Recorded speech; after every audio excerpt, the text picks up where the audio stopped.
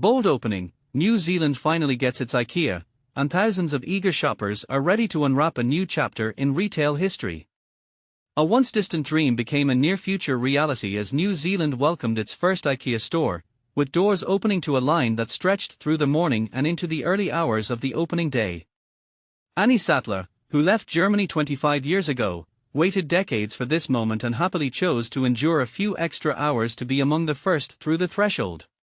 She's not alone, hundreds more queued up, marking the end of a long national wait for the Swedish furniture giant that today operates more than 400 stores across the globe.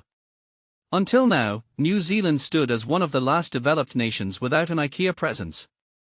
Sattler's memories of childhood trips to Ikea to furnish her bedroom underscored the emotional pull of the opening. She recalled it as a delightful experience, praising the staff, the furniture, and the story behind the brand. Ikea's entry was first announced in 2018, with Foreign Minister Winston Peters suggesting that his decision to open an embassy in Stockholm had contributed to the move. By Thursday, anticipation had reached a fever pitch, local media tracked the moment with live blogs, and road signs urged drivers to plan their journeys accordingly. By 9 a.m., long queues formed at the two main entrances, though one observer, more excited about the spectacle than the shopping, described the event as a bit of a fizzler. Others, meanwhile, said they would have camped overnight if such a ban hadn't been in place. Frontline supporter Ola Bennett, sporting a Denmark jersey beneath a Swedish flag throw, had already staked out a pre-line at 4 a.m. She explained that crowds only started arriving in earnest around 6 or 7. Although traffic jams didn't materialize, a steady stream of shoppers arrived as the 11 a.m. opening approached. News crews captured the moment on morning television while shoppers voiced their enthusiasm for Ikea's famed meatballs, with one group chanting, "Meatballs, meatballs," to a nearby reporter. A common refrain among attendees was the perception that New Zealand often lags behind global trends. Bennett framed the store opening as a sign of international recognition. New Zealand is usually the last on the list to get anything. Other countries get things first, and companies assume we're small or far away. But they are here, and I'm thrilled. The opening comes amid a country grappling with a sharp cost of living crisis.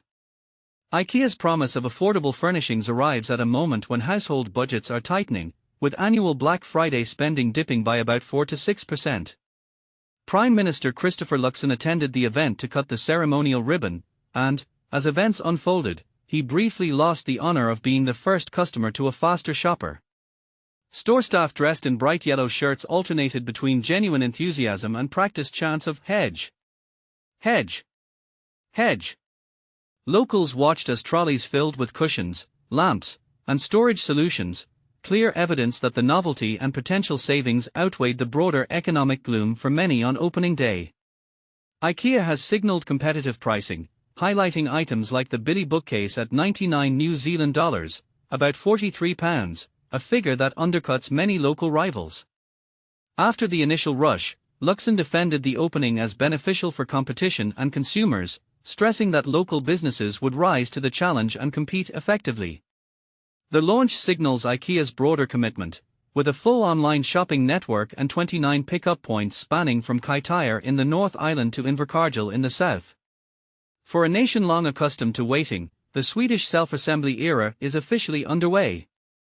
Would you like to explore how Ikea's model could influence local home furniture markets or discuss the broader implications of global retailers entering smaller economies?